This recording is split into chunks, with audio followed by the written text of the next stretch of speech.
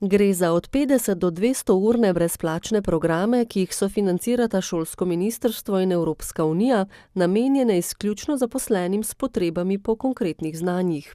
Izdelali smo tudi skupaj z gospodarstvom 53 atraktivnih programov, da jih ponudimo zaposlenim, ki bodo lahko pridobili veliko novih specifičnih znanj, ki bodo na ta način potem tudi bolj konkurenčni lahko na področju dela in seveda tudi življenja. Programi na Grmu Centru biotehnike in turizma zajemajo vsa področja biotehnike.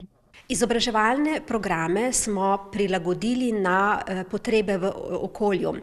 Poizvedeli smo, katera so tista znanja, ki jih naš prostor potrebuje, katera so tista, ki so iskana, pa ne samo na teoretičnem področju, pač pa so programi izobraževalni naravnani tudi na praktične usmeritve, torej na prenos dobrih praks.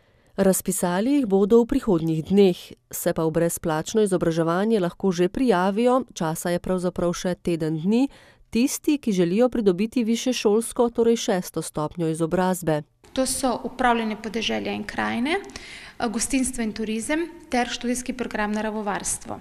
Lahko se vpišejo tudi tisti, ki so že študirali, pa izobraževanja niso zaključili.